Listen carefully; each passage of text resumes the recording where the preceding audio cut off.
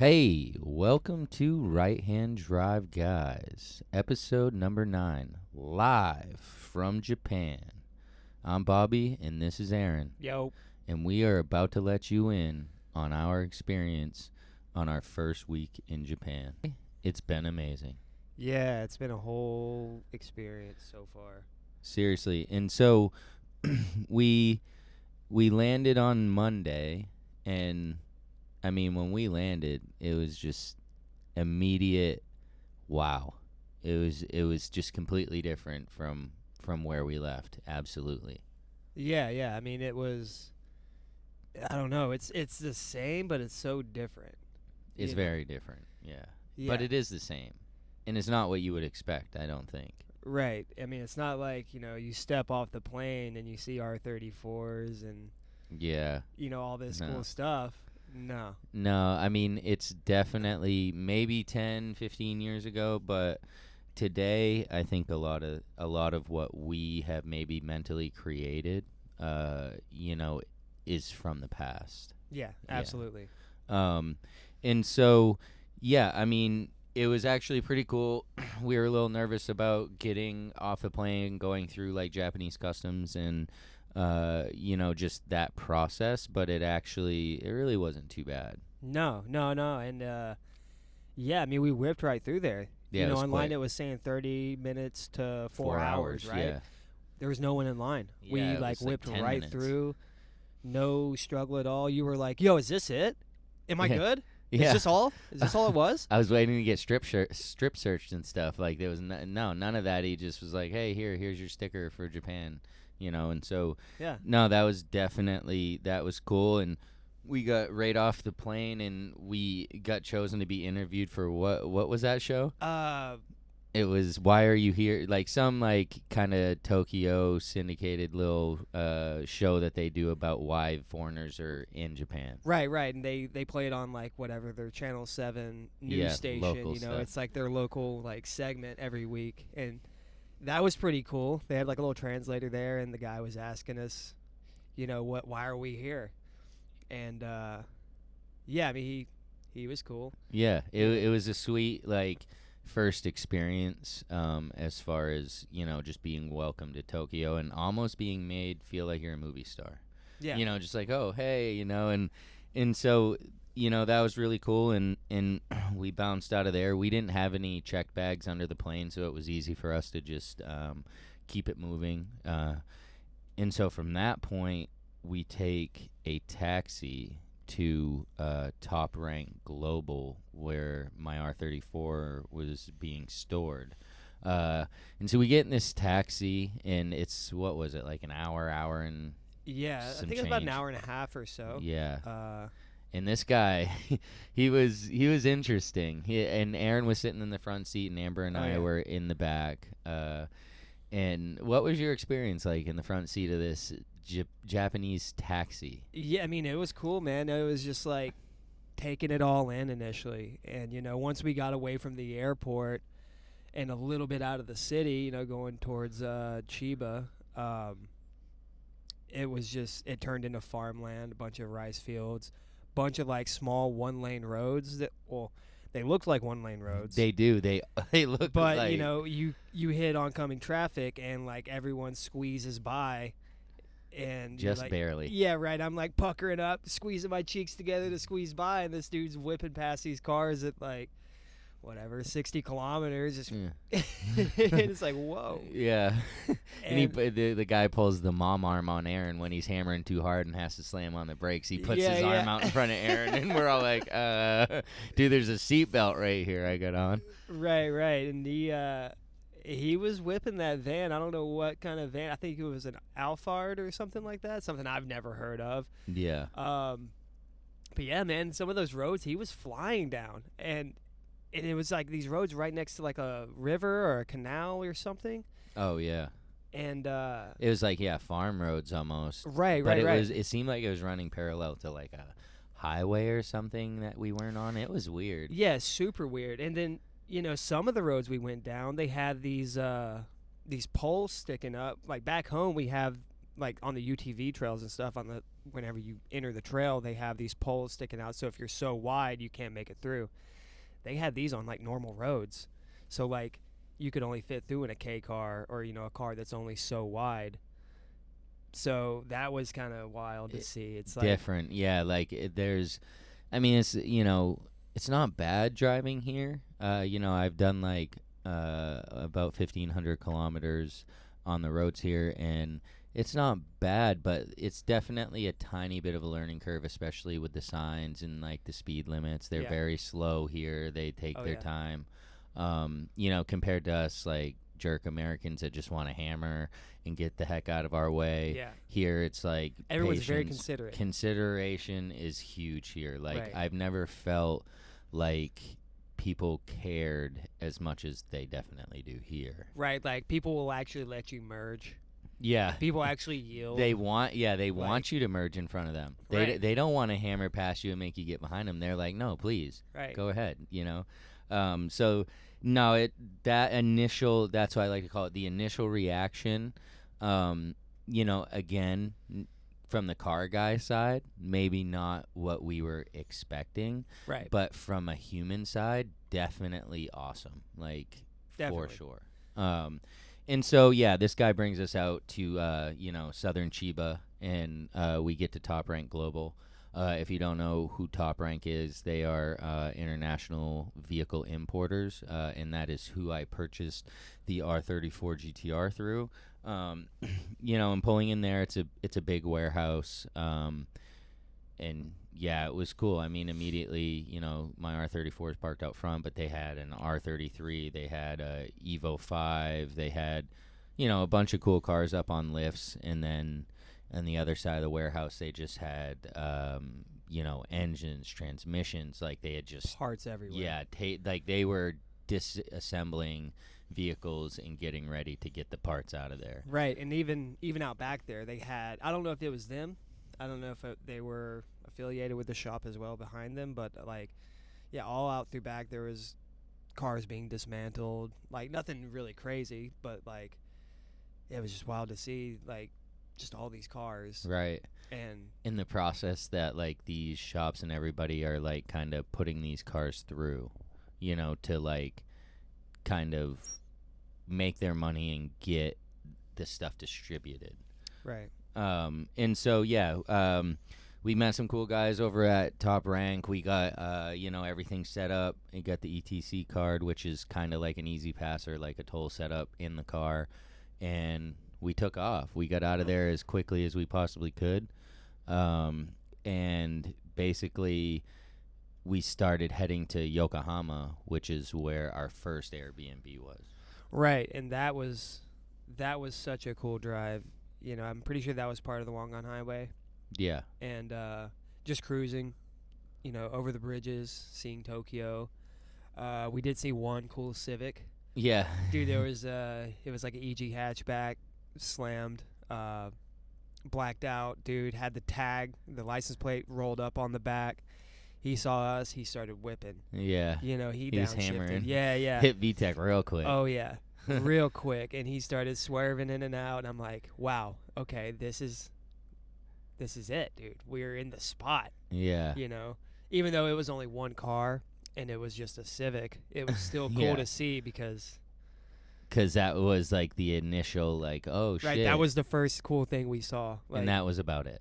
Yeah, that was about it for the night. Yeah, well, I mean, and that's what, the car guys in us, right? We're like, oh my gosh, yes, this is it. We're getting into it, right? Like this is, like you said, this is the spot, but it's not like that. Like at this point, you have to be going to the right place to see these type of things. You're not gonna just see them on your way to your Airbnb unless you're lucky. Right, and our Airbnb was right near Daikoku, so that's probably where that dude was going. Yeah, for sure. And so we get we get over to the Airbnb, kind of just get all settled in, because at this point, we landed at like 4 and we're not getting to the Airbnb until pretty late. Right. So we're just kind of trying to figure it out because, there's a 13-hour time difference here.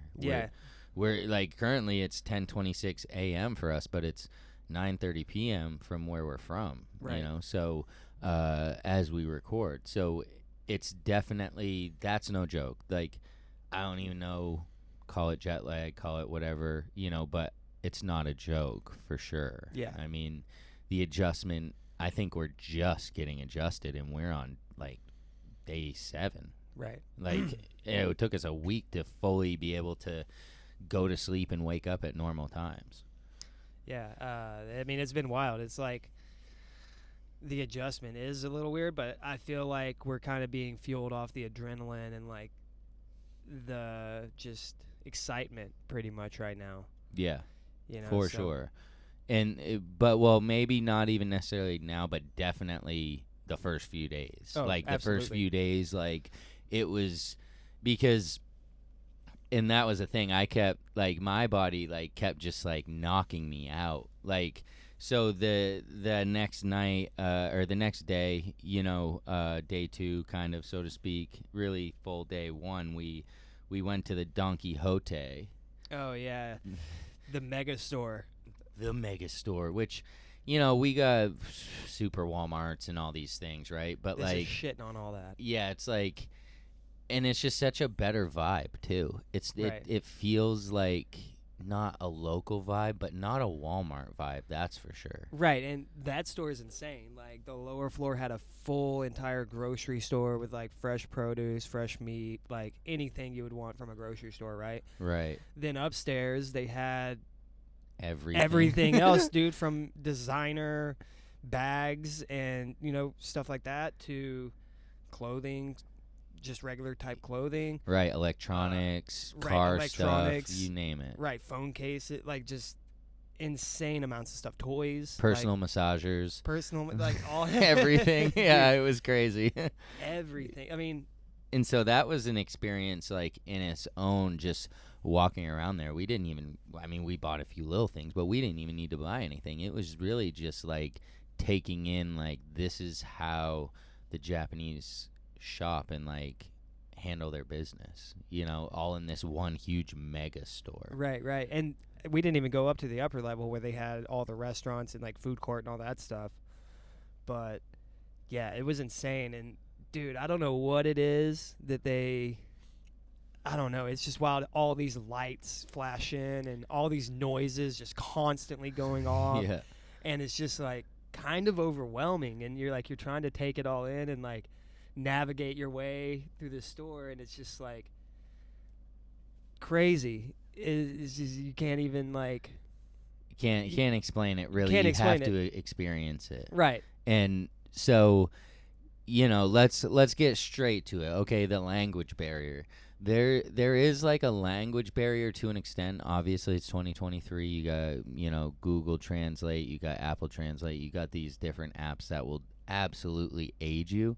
But you really got to be able to use some common sense to even kind of get what you want. You know, I mean, you got to kind of put 2 and 2 together. And so, you know, maybe that first day or so, I mean, that was a little more challenging because we had to get our minds into that, Right. you know, rhythm of like, okay, what is this actually? Right. You know, we're over here, I'm looking for melatonin, and no, it's not happening. I got 5 things She in was my taking hand. you to pillows. Yes. I'm like, oh, no, no, you know, and I got to get the translate out and figure it out. But, you know, I mean, we're making it through, right? I mean, we took a walk in downtown Yokohama and trying to get breakfast, and they do breakfast different here. It's not American breakfast, eggs and bacon and, you know, all these different things. Like, I really couldn't tell you what they eat for breakfast. Like, day 7, I'm still not really sure what the breakfast food is. Right, and a lot of these places open a little later. Like all Yeah. the cafes and stuff, they don't open at 6 a.m., 5 a.m., nothing like that. They 10, open till 11. 8, 9, maybe 10. Yeah. So, I mean, they do get a later start in the day as well.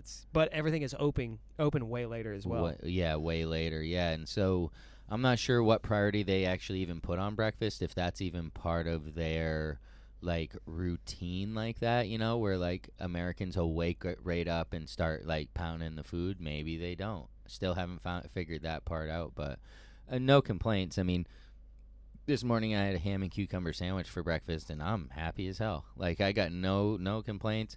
I'll let Aaron. He's a coffee guy. I'll let Aaron tell you about our coffee experience here. Like, dude, damn. Let me tell you, I never thought that I would get coffee out of a vending machine and be so satisfied before in my life. Hot or cold coffee. Out of a vending machine. Out of a vending machine in a can, mass produced. Dank. Dude, so good. Yeah. The Boss Coffee, like, next level. Like, once we started realizing this, and because we went to like a place and had some coffee the first morning, and then later on that day we had Starbucks, and then we found the Caramel Boss. Yeah. And that was like the first one that I really tried, and I was like, oh my Lord. Right. We walked by that one vending machine, and I was like, yeah, let me get a coffee real quick. You're like, what? What are you doing? I'm like, yeah, just check it out. So I got this can of black coffee, and I was like, you were like, ugh, black coffee, gross. Yeah. What is that? Trying to grow hair on your chest. Yeah, and I was thinking the same thing. I'm like, oh man, I hope this is decent. I hope I don't have to like really choke this down or nothing. Crack it open, take the first couple sips. What do you mean? You chugged the whole thing immediately. It was like that can was empty and you had another one in your hand before I could even turn around. Dude, it was crazy. Like the best black coffee I've ever had before in my life. Not bitter at all. Not nothing. And this is in a can from a vending machine. Hot. Yeah. Like, and beautiful. Also, like their cans here are way thicker. So they stay colder way longer. They stay hotter way longer. They're like insulated, like in that sense. Yeah and another thing, with the Caramel Boss, we were like, damn, we keep leaving this caramel on the bottom because the can would still be heavy. Yeah you would feel the weight at the bottom. You're like, whoa, what happened here? Like, I should have shook that up. But then after the second or third one, we're like, oh, okay. It's just a thick can, because I was also realizing that they was staying cold in my pocket, through a train ride and whatever. If I didn't crack it open immediately, it was still good when I did. So that was pretty cool. Yeah, and like you had kind of mentioned, like they made the bottom a little heavier, so whether you were on the train or if you're in your car or whatever, the can's not like tipping, like it's like solid, like it's mint, like. So just, I know this sounds like okay guys, but it's like, no, these little things that like the ingenuity and like the care that they put into things that we just don't experience because they're not about. I mean, they are, but they're not totally about the bottom dollar. I don't think. I think it's also about that user experience and the whole thing, right? The care and the pride that goes into everything here. Everything. Like, dude, back home, you can crush up a Coke can, no problem, right? Here, you're hard-pressed to smush up a can. And that thing's like, look, like they got these little dimples in it to make it like reinforce. It's just, it's very interesting. And so, and Aaron does Bulletproof, so he's a big coffee guy. So when we're talking about like this coffee's awesome, like, this coffee's awesome. Blew my mind. I would never go to Starbucks again if we had these vending machines. 100%. Like, it would be sick. But so, we did the Yokohama thing for a few days. Like we talked about in an earlier episode, we hit Disney. Little lackluster on my behalf. I've been to the one in Florida, like I talked about. I was kind of interested to compare. I literally knew my way around Tokyo Disney. Yeah, you were like, dude, this is the same thing. Yeah, it is. It's a miniature version of Walt Disney World. So let's move right past that because there's not much to talk about there. But we did go over to Big Bang, and that is a entertainment complex. And I think that was a blast. I mean, they have these little drift carts that you upstairs you go and, you get like 5 races of 8 laps, and it's challenging. I mean, it's a slick track. Yeah. Low speed. And, you walk into this go-kart place and it's all this Americana stuff. Yeah. They have like NASCAR pictures of like random driver photos and stuff on the wall. Like, just they have American flags there. Yeah, I haven't American seen not flag. one Japanese flag, but they had American flags like hanging as the decorations and like. Very interesting. And, right. And like, to put a picture in your head, picture something from the 90s, because that's pretty much how I felt when I was in there. It was very like 90s. You know? Yeah. Everything had that fade to it. Like someone's been smoking cigarettes in there a long time. Yeah. Like they still had the tube TVs up on the walls. Yes, they did. Yeah. You know, that was just kind of, It was kind of a wild. time capsule. Yeah, in it a was sense. cool. Yeah, I Super like cool. enjoyed it. But, you know, when it came to actually running the carts, like Aaron said, it was slick. And so Yeah. you really had to get the hang of it with either whether you were tap and brake or counter steering or whatever Right. it may be. You really needed to, like, focus and get that rhythm on those corners. Right. It was a simple track. It was just like a kidney bean, Yeah. you know, Nothing shape. crazy. And, 4 corners. dude, they waved the flag to go the first time. We all floor it. Dude, Just spin every right up. single one of us spin out first turn. Guy runs out, has to spin us all back Yeah. around, and just like, He's just like, all right, It's a total scene. Americans. Yeah. like, Yeah. So, I mean, that was a blast, and that is something that we had pre-planned because, we had heard about it, seen it in videos, seen it online. right, you know? right. Downstairs, they had a slot car track, which, I grew up when I was young. My friend had a slot car track. His dad did in the basement. And so I was like, dude, I want to run these. And, there was options. And, of course, I picked the high-speed one, one. Right. I didn't understand what high-speed slot car track meant, clearly. Right. I set this one out. I was like, I'm gonna let you do this one. I mean, it seems like it's fun, but I also don't want to send a car through the wall. And you're like, Yeah. what do you mean, dude? They don't come off the track. And there's this old dude in there, and he's like, he's got his car on track, and he has his full kit set up. He's like, cleaning the brushes, cleaning the wheels off after every run. Oh, like, yeah. Has you a know- whole bag full of stuff, and I'm Dude. just like, oh, okay. Yeah, and he's in there just whipping it around, like a Pro. pro, Yeah. on a random Monday afternoon. Yeah. Bobby gets on track. Look out. Yeah, it's pretty standard for when I'm on any track. So I'm like, oh, wow, this guy is cruising. So I just bottom that thing out, dude. Yeah, you do. Yeah. Dude, you about lawn darted that thing Yeah. outside. It was insane. Yeah, it skipped seven tracks, dude. Just spins, and the guy just looks at me and is just like shakes his head, like, "Okay, bud." Yeah, So yeah. I get it back on track, and I kind of figure it out for a few laps, and then I lost it, and I was Yeah. It was.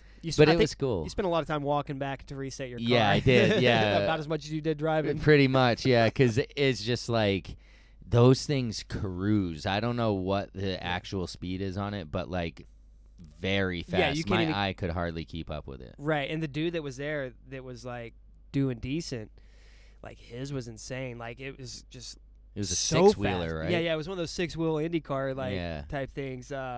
But it was crazy. You would see him fly on the straights and just slow down a little bit for the turn, and then fly out of the turn. And it was Yeah. just so crazy how it was looking. But like, So he that was was loving an it. experience in itself, because I think you'd be hard pressed anywhere around where we live to find a slot car track like that. So right, that was like absolutely an experience that I won't forget. That's for sure. And so we kind of wrapped it up in Yokohama that night, and got ready to head to Osaka the next morning via Shinkansen, which was our first high-speed bullet train experience. yeah, And so, and like we said, language barrier. So we're in there, and I'm trying to figure out, okay, how do we get our Shinkansen tickets? I want to make sure we're on the green car, which is like, quote unquote, first class. It's just, a few Right. more amenities and whatnot. So we figure it out. We walk on the train, and I'm like, oh, wow. Like, wow. This is Yeah. our first transit experience, period. Well, dude, while we were waiting, there was a train that came through. Oh, yeah. Like, that was wild. Just flew through the station, just and it was gone. Yeah. Like, full car. It was gone within seconds. I did not expect that. Like, all of a sudden I see it, and I blinked, and I was like, wait, what was that? You're like, Insane. dude, it's a train. And I was like, So white flash. holy moly, they let him go through here like that? And he's like, yeah, that's why they don't want you over that yellow line. Here I Right. am standing over the yellow line, and, Right, and the right. guy's like, hey, get it, like saying get behind the yellow line, and Right. that in itself, yeah, was an experience to fully realize like how fast you're going, seeing it from the outside. Because on the train, yeah, you feel like you're going fast, but you don't feel like you're going that fast. Right. Yeah, and the train ride was cool. Like, Yeah, just beautiful. getting to see the countryside, all Yeah, the rice fields, having all the little, some chill time. right, all the little greenhouses they have set up, Yeah, and seeing all the workers in the fields that we did pass. That yeah, was it sweet, was. it was Seeing just- like the outskirts, kind of like that more countryside, like probably more traditional Japan, so to speak. right. And that was cool, and like I said, just having some time to kind of reflect and just relax as we had been going at that point. Right. And we left the GTR at the train station, which is perfectly cool here. Like, I'm not, as we speak, we're in our caravan and the GTR is out next to us. I don't have it locked. It sat out there all night. Like, I'm not really worried about much, as far as that type of stuff here. I really feel like the people of Japan are very courteous and respectful of others. Yeah. And so, we headed to Osaka, and this was our first experience figuring out like we actually took the taxi from Osaka station to the first Airbnb. That's right. That's the last taxi we took, because we realized that taking taxis was going to cost us much more than just putting in the effort to figure out the transit. Right, yeah. The trains go everywhere. They for the really most part. do. And there's stations everywhere, like everywhere. Yeah, you might have to switch a line to local or whatever it might be, but very simple. Yeah. And with Google Maps, it tells really you pretty helps. well. Yeah. If you just click that transit button. And so we give the address to the Airbnb to the taxi driver, and he's like, yeah, no problem. And so, but he drops us off. I don't know, the way they do their blocks and stuff is like different, but he drops us off in this one block, and we're searching for this Airbnb, and we're like Walking in circles. We're like, this does not even make sense. Like, it would go from the number before what we needed to the number after of what we needed, and we're just Right. like, okay. And so get on Google Maps, because what we've realized is Apple Maps, as great as it is here, not as expansive as Google Maps. So if you come, use Google Maps, because it will definitely save you some time. So it ended up that our Airbnb was like a 12-15 minute walk beyond where we had been dropped off. So Yeah. Not bad though, taking in the culture, taking in the scenes, seeing of downtown Osaka. Yeah, I mean that was awesome. But we walk up to this Airbnb, and it's just so surreal how, like, we're standing back and we're just looking at the front of it, and it's just wild how it's like just stuck in there. It just seemed like somebody just placed it there, Right. in Or between all everything this was other just stuff. built around it. Yeah, it was wild. And so it's got this nice stone door, and we open up this door, and this was for sure the best Airbnb that I feel like I've been to, like, I mean, especially compared to the Yokohama one. But it was just a beautiful Airbnb, and it really set the tone for that afternoon. So at this point, like I'm saying, we're in Osaka. It's kind of the afternoon, and we kind of just take some time to chill. And we went to a steakhouse and got some Wagyu. Ooh, yeah. Yeah. That was so good. That was very, very good. Cooked it right on the table. Yeah, it was awesome. And so, funny story, right? Because, Aaron and I definitely big Wagyu guys. Big food guy here. Big, yeah. And so, we're looking at the menu, and both of us naturally gravitate to, like, the most meat possible. Right. The biggest sampler platter you've ever seen before in your life. And so, the waitress comes up, and we're trying to each order one of these. Right. And she's like, one moment. Goes back, consults with the chef or whatever, and he's like, what he was saying back there. He's like, these white guys want way too much meat. We're closing in 1 hour. Yeah. So, she's like, no, you just want one of these. And we're like, we were trying to order a dinner for 6. Literally. For the both of us. Yes. and so, she's like, one of these will be good. And, we're waiting for it to come out. And, like, we're like, if we finish this, we're going to be, like, mad, like if we're still hungry, right? Like, we wanted 2 of them. And so she comes out, she brings 2 plates. She comes back out, she brings 2 more plates. Yeah. Comes back out, brings 2 more plates. At this point, there's literally no room on the table. Right. Comes back out with the vegetables. Yeah. and Amber's like, you wanted 2 of these? And we're just like, all right, let's get to it. Yeah, dude. Started throwing the meat on the grill. Yeah, and took us an hour to finish it, literally, but and eating the entire time. The whole time. Cooking the whole time. And eating the entire time. It was awesome. It was like a marathon, dude. Yeah, it was. And we made it. We may not have come in first, but we crossed the finish line. Yeah, I was for sure. meat wasted. Oh, yeah. We both were. We felt messed up, literally, because, and whether it was, again, that mix of the adrenaline, the excitement, and the Wagyu. Right. I don't know what it was, but we felt high. We just felt messed up. Like, yeah. And so, clearly after this, we go back and just, like, sit on the couch and are just like, watching Lights some out stuff. almost immediately after for me. Yeah, and so, but the Airbnb had a hot spring in it, and so it's this huge square tub. It's like, it's got to be at least 200 gallons, like huge wooden tub, like old school dowel, like it's like beautiful tub. And I actually went and sat in there for a few, and I started like passing out from the meat and the heat, and I was like, all right, I got to get out of here. Who's cooking who here? Yeah, I'm getting cooked at this point. And so, that was a great experience because, again, big meat guys, and so being able to have that Japanese like Wagyu in 85. Japan, yes, it was just very awesome.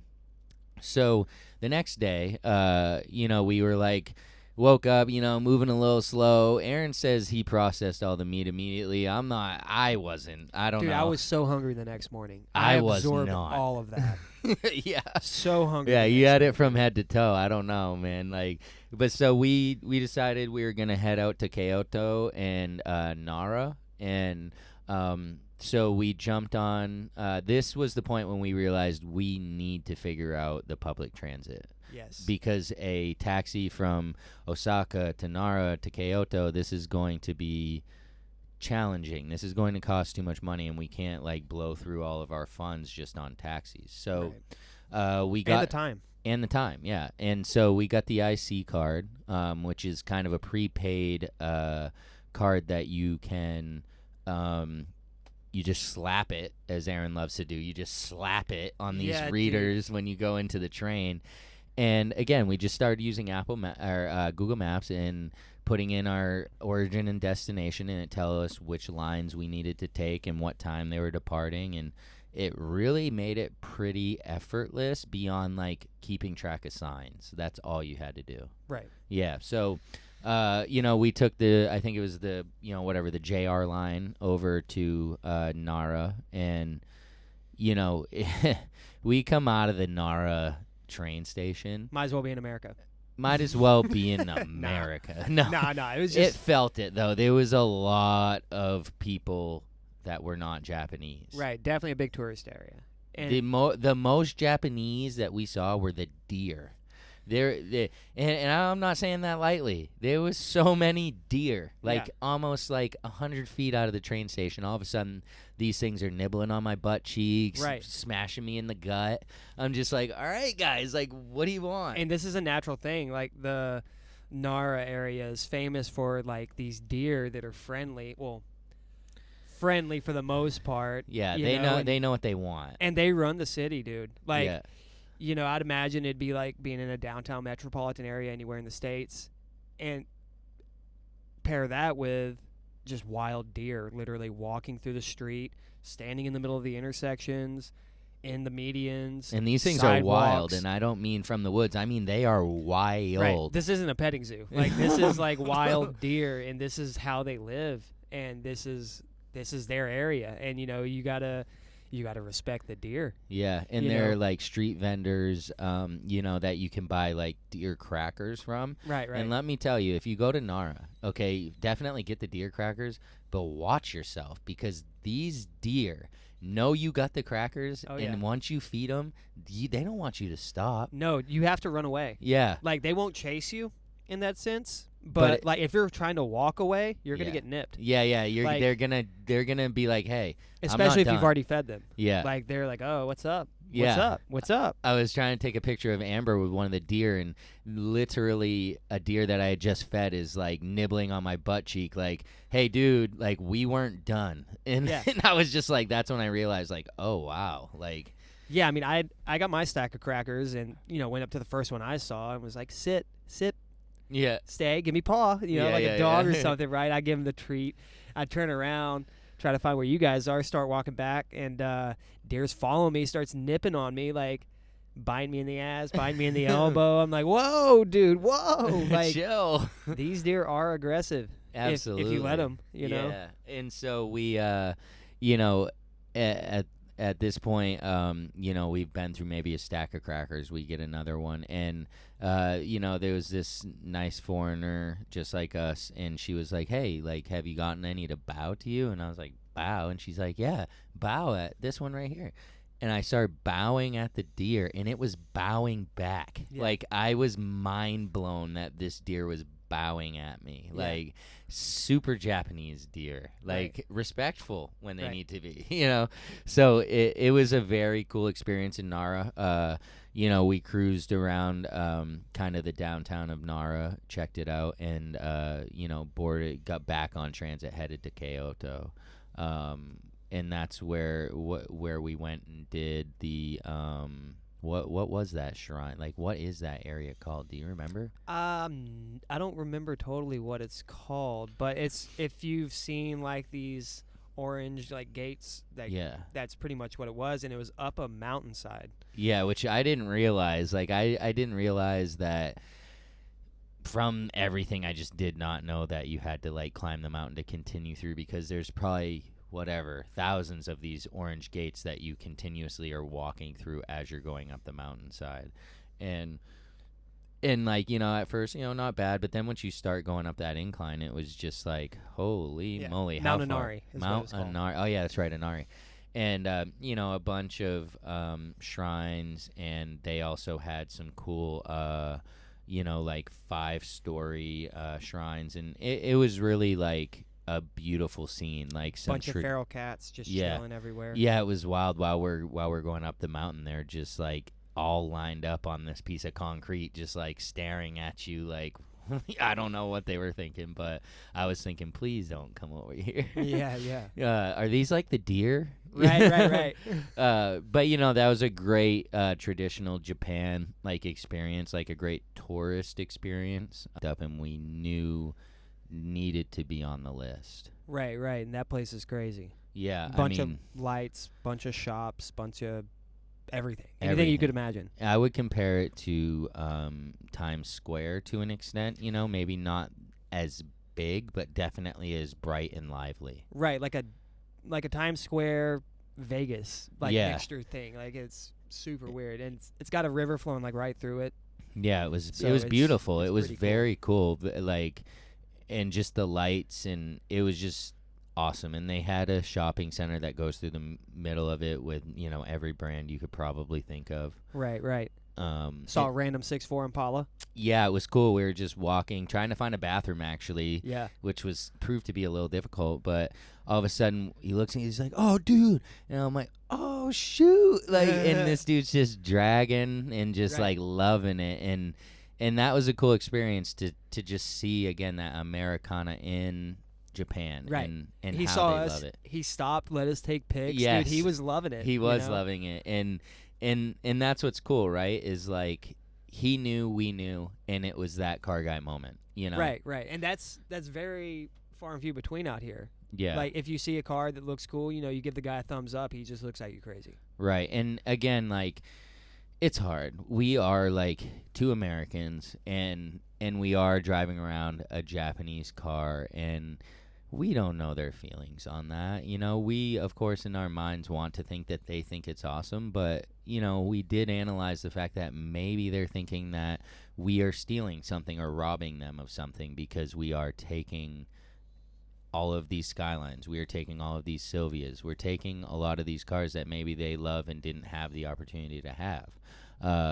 And, you know, the situation he's specifically talking about was this Autech R33 GTR that we saw, and we chased this guy down. Yeah. We chased him down from a parking area. Like, I'm talking, I was doing 180 kms on the highway trying to find this guy. Hitting the speed cut, trying to find this guy because Aaron was so excited when we saw this at the parking area that I wanted him to be able to get some rollers. Yeah, dude. And so insane. And so, yeah, so we find him, and I slow down next to him so Aaron can get the rollers and stuff, and Aaron gives the guy a thumbs up, and stink eye. Just, dude, 100%. Yeah, like, listen, boys, like, get. It's like one of those things. It's like, does this guy know what he has? Does he know he's driving like a 1 of 400, type of car? Like, it was hard to tell because it wasn't.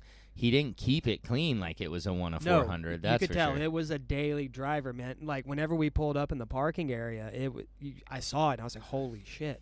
Like what? I started losing my mind, and then I'm like checking it out, and it's just like dirty. Yeah. He's like ripping cigarettes inside Yeah. with the windows up. Like Just all like, the wheels are no. curved. It's stock ride height, Yeah. stock everything. Tech badge faded a little. Like, Right. And I'm just like losing my mind over this car, and this guy is just like, yeah. whatever with it, So that's what's hard. Those car guy moments, like, they aren't as plentiful as kind of we had imagined. Right. But I mean, we're at this point we're only 5 days in, so there's still a lot to be had. And so this kind of the Dontambori kind of ended our Osaka trip, as the next morning, Right. We're going to be headed to the famous Ebisu.